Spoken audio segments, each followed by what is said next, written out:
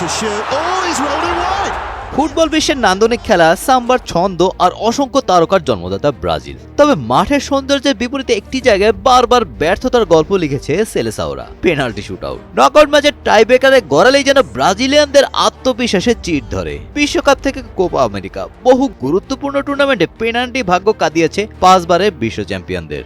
Claudio Bravo went completely the wrong way, but he missed. বিশ্বকাপে ব্রাজিলের প্রথম বড় পেনাল্টি হতাশা আসে 1986 সালে। ফ্রান্সের বিপক্ষে কোয়ার্টার ফাইনালে 75 মিনিটে পেনাল্টি পায় ব্রাজিল, কিন্তু সেই পেনাল্টি মিস করেন জিকো।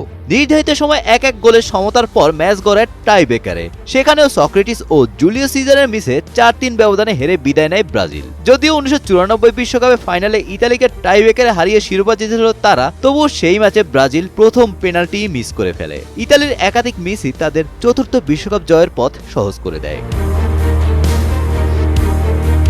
ঘরের মাঠে 2014 বিশ্বকাপে চিলির বিপক্ষে শেষ 16তে টাইব্রেকারে জিতলেও উইলিয়ান ও হাল্ক পেনাল্টি মিস করেছিলেন। আর 2022 কাতার বিশ্বকাপে ক্রোয়েশিয়ার বিপক্ষে কোয়ার্টার ফাইনালে রদ্রিগো ও মার্কিনিওসের ব্যর্থতায় 4-2 ব্যবধানে হেরে শিরোপা স্বপ্ন শেষ হয়ে যায়।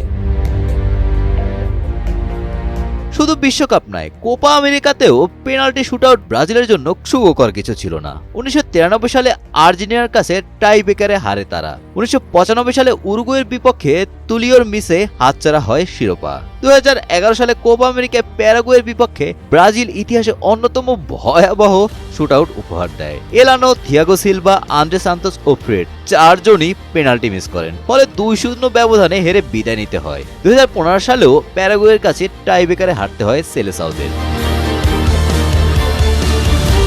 সবশেষ 2024 কোপা আমেরিকার কোয়ার্টার ফাইনালে উরুগুয়ের বিপক্ষে আবারও দেখা যায় সেই পুরনো চিত্র।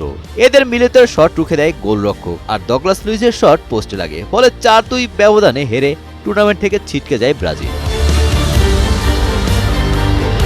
বর্তমান দলেও পেনাল্টি নিয়ে উদ্বেগ কাটেনি। ভিনিসিয়াস জুনিয়র ও রাফিনার মতো তারকারা ক্লাব ফুটবলে সফল হলেও জাতীয় দলের হয়ে চাপের মুহূর্তে ধারাবাহিকতা দেখাতে পারেননি। নেইমারের অনিশ্চিত উপস্থিতি ও নির্ভরযোগ্য পেনাল্টি বিশেষজ্ঞের অভাবও বড় সমস্যা হয়ে দাঁড়িয়েছে। 2026 বিশ্বকাপ সামনে রেখে তাই ব্রাজিলের সবচেয়ে বড় মানসিক পরীক্ষা হতে পারে টাইব্রেকারের মঞ্চেই। গোলাম রাব্বানি, টাইমস টুডে।